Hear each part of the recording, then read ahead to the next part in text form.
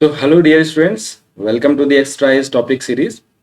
In today's discussion, we will talk about phytochrome, which is given in your NCERT class 11th, chapter number 13, in brief. And now, we will discuss it in detail with all the topics related to phytochrome.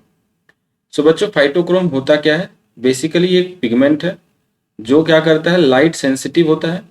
Plant को ये बताने के लिए ये है कि किस तरह का लाइट कितने देर आपका एक्सपोज हुआ है plant.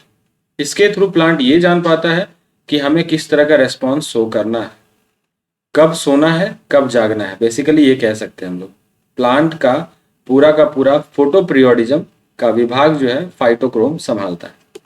So let's jump into the action without any delay and have all the topics in detail. तो कंटेंट आपके सामने है बच्चों।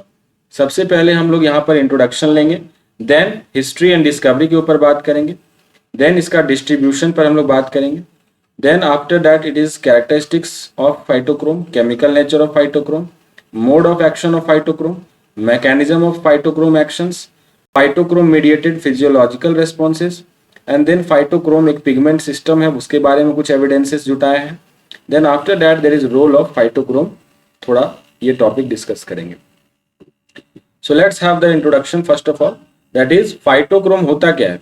तो phytochrome is a photo receptor. ये ध्यान देना, ये क्या है, फोटो रिसेप्टर है, मतलब एक ऐसा पिगमेंट जो कि लाइट के प्रति ज्यादा सेंसिटिव है। And it is present in plants, some algae, some fungi also, and its uses is to detect the sensitivity towards the light. And it is sensitive to which light, ध्यान से सुनना, it is sensitive to which light, it is sensitive to the light which falls in the red zone और far red zone. Red and far red region में जो भी wavelength लाई करता है उसके प्रति ये सेंसिटिव है। बायोकेमिकली फाइटोक्रोम एक प्रोटीन है with what, billions of chromophore. इसके अंदर बहुत सारे क्रोमोफोर्स होते हैं। And the pigment that control the growth and flowering in many plant. माना यह जाता है कि फाइटोक्रोम जो है मोस्ट ऑफ द प्लांट्स में फ्लावरिंग कब होना है ये तय करता है, उसके ग्रोथ को भी ये कंट्रोल करता है। हिस्ट्री की बात करें बच्चों, तो यहां सबसे पहले the first important work in this field was conducted in 1930 by L.H. Flint and E.D.M.C. Alastair.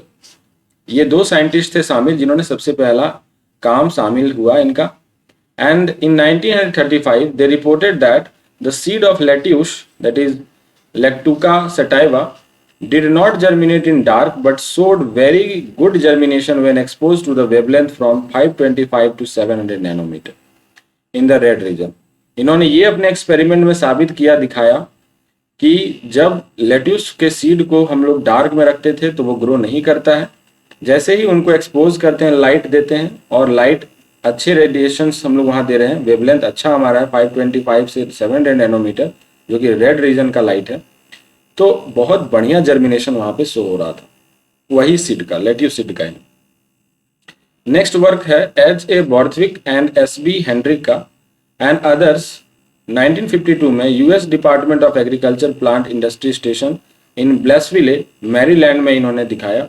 Using large spectrograph confirm that की finding of Flint and MC Alister, यानी इन्होंने स्पेक्ट्रोग्राफ की मदद से ये बताया कि MC हेलिस्टर और जो फ्लिंट साहब पीछे बोल करके गए हैं वो बिल्कुल सही बोले हैं। इन्होंने एक ठप्पा लगा दिया, एक मुहर लगा दिया। चलिए, ये तो हो गया हिस्ट्री की बात। अब बात करेंगे डिस्ट्रीब्यूशन ऑफ फाइटोक्रोम। तो भाई फाइटोक्रोम जो है आपको कहाँ प्रेजेंट है, तो presence of phytochrome has been known in angiosperms, gymnosperms, liverworts, mosses and ferns, also in some green algae। तो मोस्ट ऑफ द प्लांट में ये आपका फाइटोक्रोम प्रेजेंट है, राइट। तो distribution of phytochrome in grass shoot is a variable, but oat, rye and barley seedling have high concentration in apical region of the coleoptile near the shoot apex and is growing region of the leaf bases. कहाँ ज्यादा पर पाया जाता है concentration, इसका high कहाँ पर है, किस रीजन में, तो एपाइकल रीजन में, सबसे टॉप मोस्ट रीजन जो होता है वहां पर, और लीफ बेसिस के जो ग्रोइंग एरियाज हैं वहां पर, ठीक है। नेक्स्ट है क्या कि phytochrome is present in most organs of the plant, investigating including the roots also. ये ऐसा पिगमेंट है कि ज़्यादातर जो प्लांट्स के पार्ट हैं सभी में ये आपका प्रोटीन फाइटोक्रोम पाया जाता है। In green lower plants phytochrome is permanently localised in conformation और in near the plasma membrane. कहाँ पाया जाएगा? प्लाज्मा मेम्ब्रेन के क्लोज में फाइटोक्रोम पाया जाता है। और ये बच्चों ध्यान देंगे, अभी आगे हम लोग पढ़ेंगे कि फाइटोक्रोम जो होता है ना, अपने अंदर स्ट्रक्चरल कॉन्फॉर्मेशंस जो है बदलते हैं। इनके स्ट्रक्चर्स बदलते हैं, एक स्ट्रक्चर से दूसरे स्ट्रक्चर में ये चेंज हो सकते हैं, उसके बारे में हम लोग बात करेंगे। ठीक है। Now the characteristics of phytochrome. What are the characteristics of phytochrome? So the action spectrum of the light needed for these responses show a peak in the red light, that is 660 के आसपास जो nanometre में ऐसा pigment जो इस range के wavelength वाले light पर रेस्पॉन्स शो करे उसे हम कहेंगे रेड फाइटोक्रोम रीजन में पाए जाने वाला फाइटोक्रोम। तो इसको हम लोग रिप्रेजेंट करते हैं P, सबस्क्रिप्ट में R लिखते हैं PR। These responses can be reversed also by the application of far red light very soon after the red treatment। और इसको रिवर्स भी किया जाता है, वही मैं आपको बोला था, अभी चेंज भी हो सकता है इनका स्ट्रक्चर। यानी फार रेड लाइट अगर गिर गया तो उस वजह से इनमें क्या होगा, और ज्यादा एक्टिविटी बढ़ जाएगी और ये PFR कहलाते हैं। जो फाइटोक्रोम ज्यादा एक्टिव होते हैं उसे हम PFR कहते हैं। The sensitive spectrometers can measure a decrease in absorption at 730 nanometer when sensitive plant tissue are exposed to the red light। जब रेड लाइट पर इसको एक्सपोज करते हैं तो वो ज्यादा आपका लेस सेंसिटिव हो जाता है। ठीक है। और जब फार रेड लाइट में इसे हम एक्सपोज करते हैं तो वो ज्यादा एक्टिविटी उसका बढ़ जाता है। यही कहने का मतलब है। Coming to next, so I have talked about that there is a change in the absorption. How it change? So the change in absorptions is caused by the conversion of photoreceptor from one structural form to another। एक structure से दूसरे structure में बदलना, यहीं पे आपका absorption में changes आने लगता है। The red absorbing form changes to the far red absorbing form when it absorbs the red light and back again when it absorbs the far red light। बात समझ में आई बच्चों? जो हमारा रेड फॉर्म था वो जब फार रेड लाइट एब्जॉर्ब करता है, ठीक है, सॉरी, जब वो रेड लाइट एब्जॉर्ब करता है तो वो आपका PFR में कन्वर्ट हो जाता है, और जब PFR है वो आपका कन्वर्ट हो जाता है PR में when it absorb the red light, when it absorb far red light, when it absorb the far red light। ठीक है। the red absorbing form यानी PR will change to far red absorbing form मतलब PFR when it absorb red light, जब वो red light absorb करता है तो। and then इसका opposite PFR can change into PR when it absorbs the far red light। ये conversion आपको अभी और बहुत ज्यादा क्लियर होगा, so don't worry। Now phytochrome has two different chemical structures. यहाँ पे गौर करेंगे, इनके केमिकल स्ट्रक्चर्स में अंतर होता है, and they are interconvertible to the different forms. ठीक है। And they are named by the colour of light they absorb. PR form को हम लोग PR क्यों बोले? क्योंकि ये रेड लाइट को एब्जॉर्ब करता है। PFR को हम लोग PFR फॉर्म क्यों बोले? क्योंकि ये फार रेड लाइट को एब्जॉर्ब करता है। जब PR फॉर्म रेड लाइट को एब्जॉर्ब करता है तो ये PFR में बदल जाता है, और PFR जब फार रेड लाइट को एब्जॉर्ब करता है तो ये PR में बदल जाता है। इतनी सी बात क्लियर है? चलो अब इन दोनों फॉर्म के बारे में थोड़ा डिस्कशन करते हैं। तो PR फॉर्म के बारे में मैंने कहा कि it absorbs the peak at 660 nanometre, is the form that synthesised in dark grown seedling. ये कब ग्रो आपका सिंथेसाइज हो जाता है? जब हमारा प्लांट या सीड जो है डार्क एरिया में रखा हुआ है, मतलब उसमें लाइट बहुत कम पड़ रहा है। And the PR absorbs the red light and after the red light absorption it get converted to PFR। जब रेड लाइट इसके ऊपर पड़ता है तो ये किस में कन्वर्ट हो जाता है? PFR में कन्वर्ट हो जाता है। ठीक, इसका जस्ट अपोजिट हम लोग PFR में पढ़ेंगे बच्चों। दैट इट एब्जॉर्ब्स, और पीक इनका कहाँ होता है? 730 नैनोमीटर में होता है। And the PFR is the active form. ये ध्यान देना, PFR फॉर्म कैसा है? एक्टिव फॉर्म है। तो ये एक्टिव फॉर्म है, इसका मतलब क्या कि ये प्लांट में जो है अलग अलग फिजियोलॉजिकल फंक्शंस को डेवलप कराएगा, इनिशिएट कराएगा बायोलॉजिकल रेस्पॉन्सेस, तो PFR में आपका जब प्लांट उसका एक्टिविटी बढ़ जाएगा तो प्लांट आपका एक्टिव स्टेट में आ जाएगा। And when PFR is absorbing the far red light it will be converted to PR। ठीक है, ये हमने पीछे बात कर रखी है।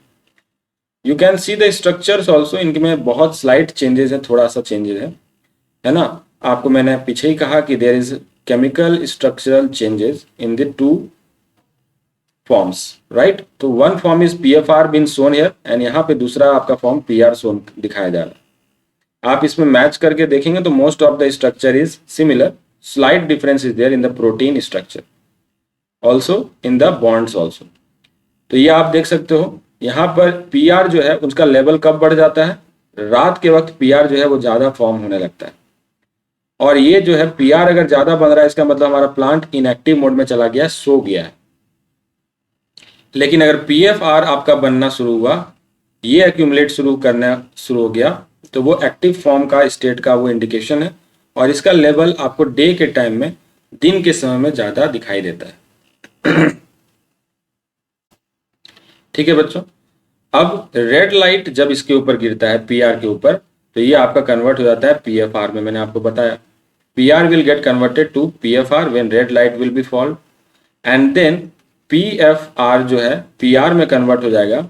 PFR कब कन्वर्ट होगा PR में, जब इसके ऊपर फार रेड लाइट आपका इंसिडेंट करता है, जब जो कि आपका 730 आसपास नैनोमीटर का होगा। Getting my point dear students. तो ये जो है ऊपर में जो आपने PR टू PFR बताया वो बहुत क्विक होता है, कन्वर्जन उनका बहुत क्विक होता है।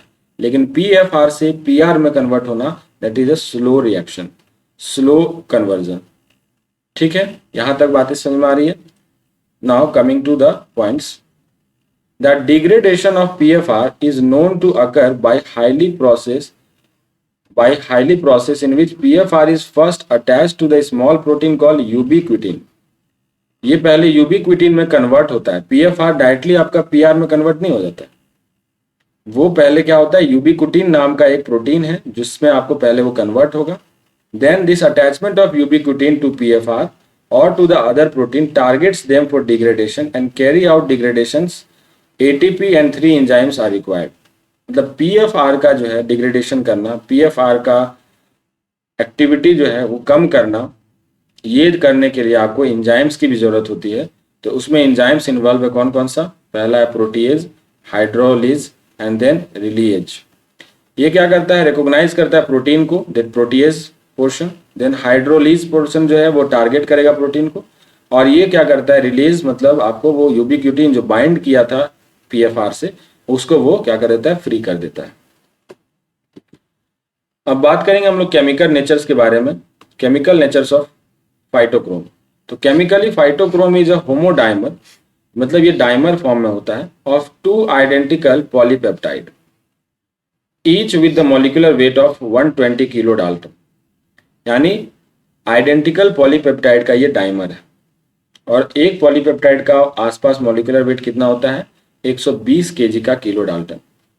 Each polypeptide has a prosthetic group call as chromophore. मैंने आपको पीछे ही बताया क्रोमोफोर्स बहुत सारे प्रेजेंट होते हैं, millions and billions. That is attached via sulphur atom, sulphur atom के थ्रू ये अटैच्ड रहता है in a cysteine residue of the polypeptide. This chromophore is an open chain tetrapyrrole. ये ध्यान देना कैसा है ये, तो tetrapyrrole molecule which is tetrapyrrole is very much similar to the photosynthetic pigments. याद करो जब आप फोटोसिंथेटिक पिगमेंट्स पढ़ते हो तो वहां भी टेट्रापायरॉल रिंग बनता है, उसी रिंग के क्लोज में इसका भी स्ट्रक्चर होता है, बिल्कुल वैसा ही। So this is a very clear cut indication कि सिमिलैरिटीज है इस पिगमेंट में और आपके फोटोसिंथेटिक पिगमेंट्स में, राइट। तो ये इंडिकेशन दिखाया जा रहा है इस स्ट्रक्चरल के थ्रू, इस स्ट्रक्चरल सिमिलैरिटी के through. The chromophore not the protein that absorbs the light and causes the phytochrome responses. Chromophore जो है इट इज द प्रोटीन, यहाँ पे लाइट को एब्जॉर्ब कौन करता है, क्रोमोफोर, प्रोटीन नहीं करता है।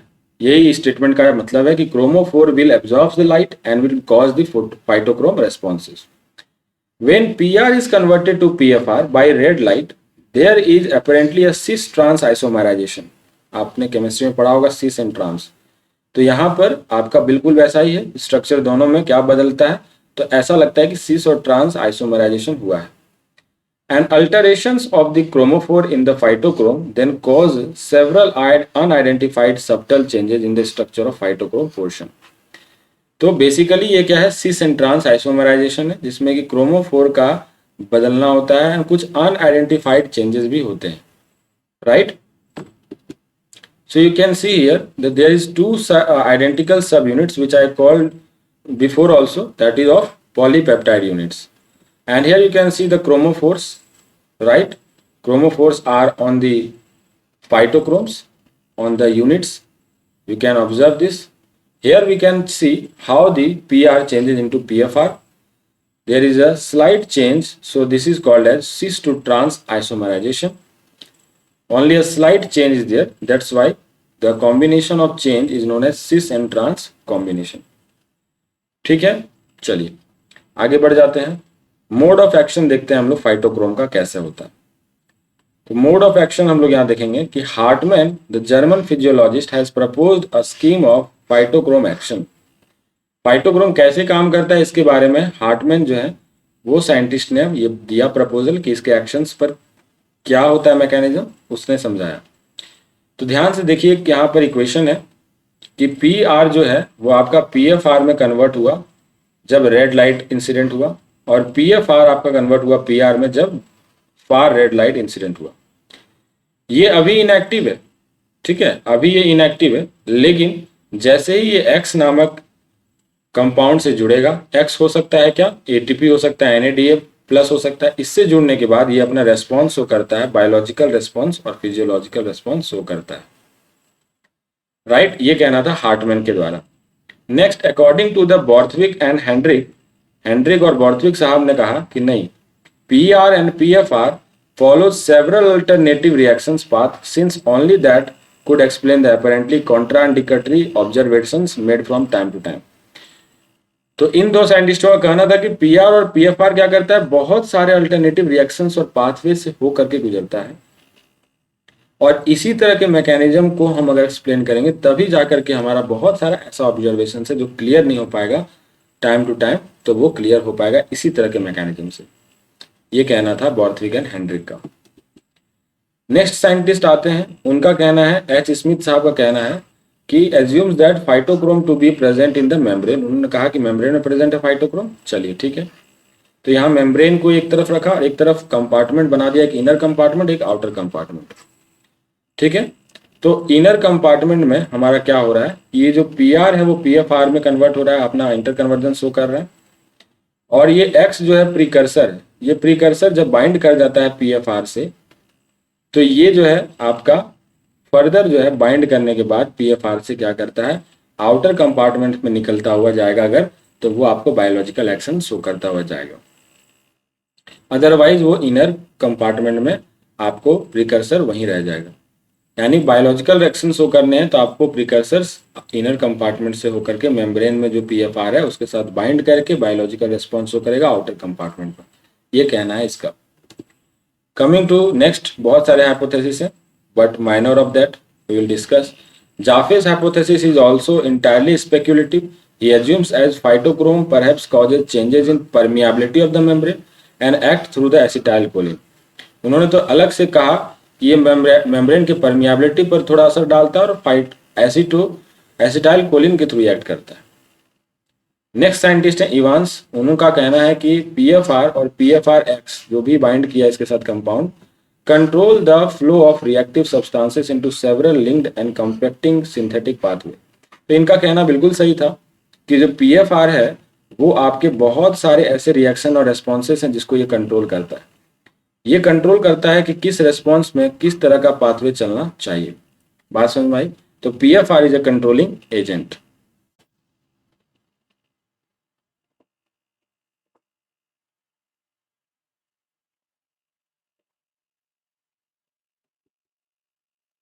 चलिए अब हम लोग आगे जो है बहुत सारे साइंटिस्टों का सुना हमने, इस पर कंक्लूजन निकालते हैं कि फाइटोक्रोम एक्शंस जो है बेसिकली काम कैसे करता है तो according to Galston and co-worker, hydroxylation of flavonoid compound is affected by phytochrome. जो भी फ्लेवोनॉइड कंपाउंड हैं उनको उनके एक्शंस को अफेक्ट करता है फाइटोक्रोम्स, एंड फाइटोक्रोम्स का जो रिएक्शन है वो आपका जो है फ्लेवोनॉइड हाइड्रोक्सिलेशन पैटर्न पर फॉलो होता है। सो इट इज मोहर however suggested that ki radiation influences some basic metabolic changes in the cell and responsible for many different effects. Influences on the flavonoid hydroxylation pattern presumably represent only in such changes.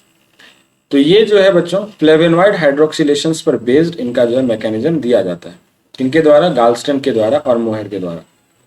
Next आपको है, बहुत सारे साइंटिस्टों का work है बच्चा, अलग अलग time पे आया हुआ वर्क है, हम थोड़ा बहुत इस पर डिस्कशन करेंगे।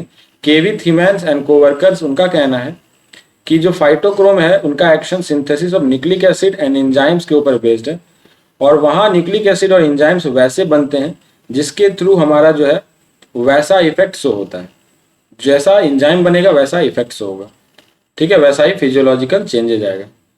Also that Mohr and other found that evidences to suggest that phytochrome affects the medicated by actions of activation of gene। मतलब साइंटिस्टों ने अलग अलग तरह के व्यूज दिए। कुछ का कहना है कि फाइटोक्रोम जो है कैसे एक्ट करता है, तो जीन के ऊपर एक्टिवेशंस का जो है जिम्मा लेकर के, या मैसेंजर आरएनए मॉलिक्यूल्स को कोड करके, ये इस तरह से करता है। So there are certain responses to due to far or red light which are too fast to be explained by the gene activation or repression hypothesis। ऐसे बहुत सारे आपके हाइपोथेसिस आए कि आखिर ये फाइटोक्रोम काम कैसे करता, राइट। तो आपको बहुत सारे सेवरल रेस्पॉन्सेज और बहुत सारे हाइपोथेसिस आपको सुनने को मिले। अब आते हैं फाइटोक्रोम मीडिएटेड फिजियोलॉजिकल रेस्पॉन्सेज, आखिर कौन कौन से रेस्पॉन्सेज को कंट्रोल करता है।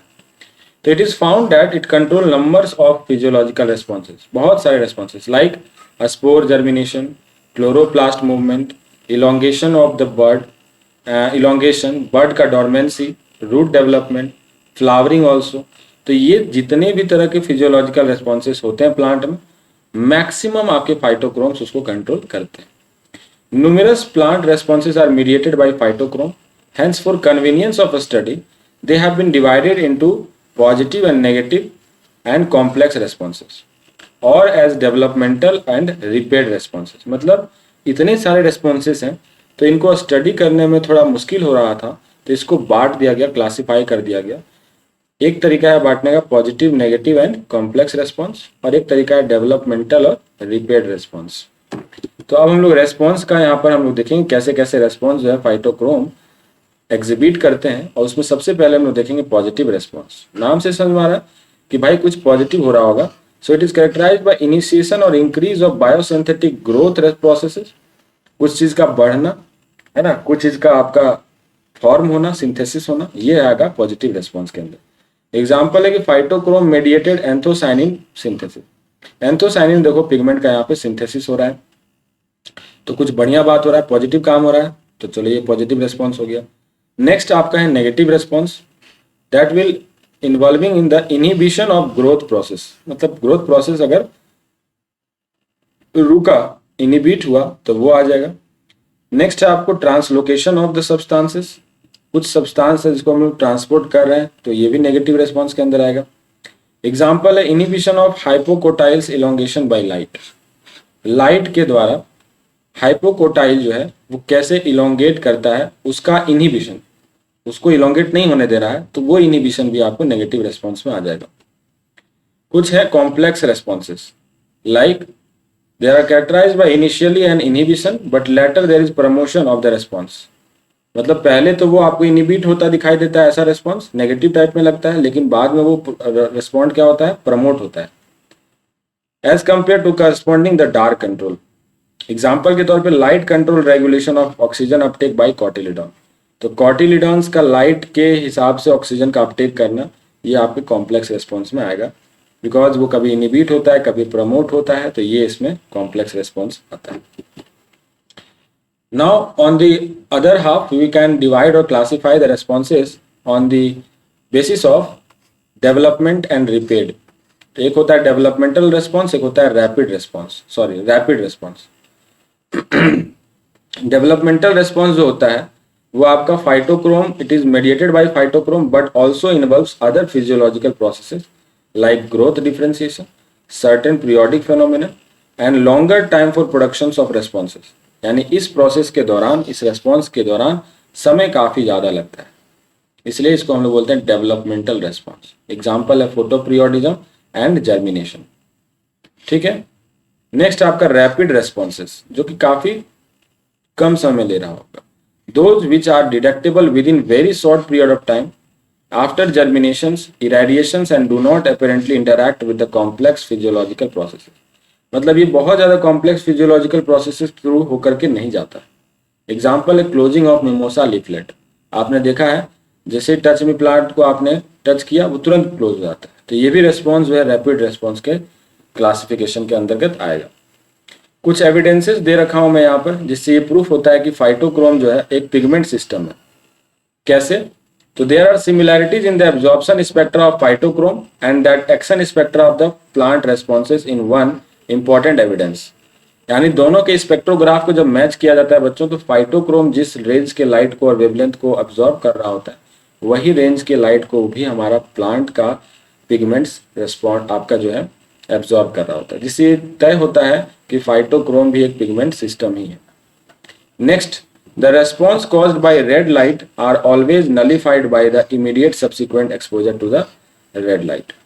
मतलब जो रेस्पॉन्स रेड लाइट के द्वारा शो होता है वो हमेशा आपको इमीडिएट एक्सपोजर जो होता है, सब्सिक्वेंट एक्सपोजर अगर रेड लाइट से दें तो वो उसका नेगलिफाइड हो जाता है। मतलब फाइटोक्रोम का रेड लाइट के एब्जॉर्प्शन से जो एक्शंस रेस्पॉन्ड होते हैं वही एक्शन रेस्पॉन्ड होता है आपका हमारा प्लांट पिगमेंट के एक्सपोजर से।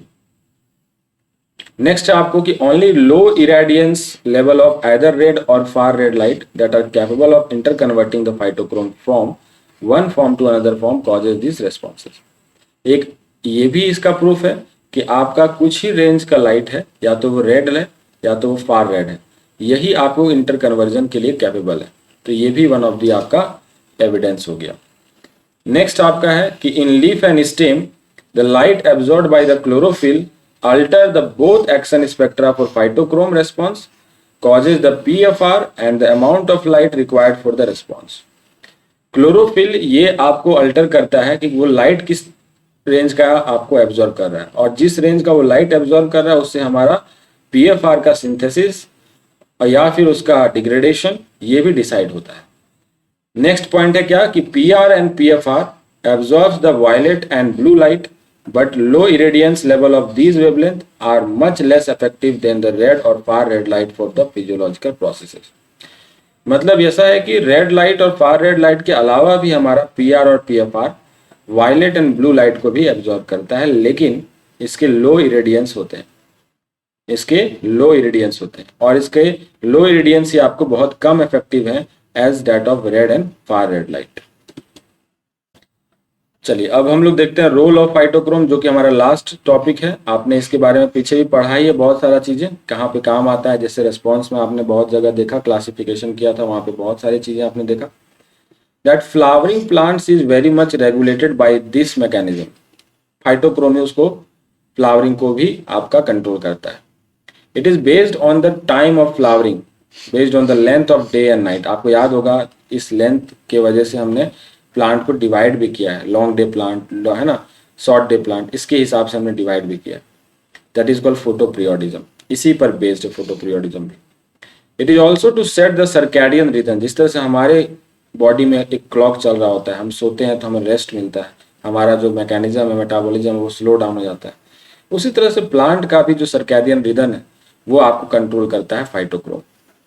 It regulates the other responses also including germination of seed, elongation of seedling, the size, shape and number of leaves, the synthesis of chlorophyll, strengthening of the epicotyl or hypocotyl, hook of the dicot seedling. तो ये और भी बहुत सारे responses आपके regulate करते हैं, जो कि मैंने यहाँ पे इनलिस्ट किया है बच्चों।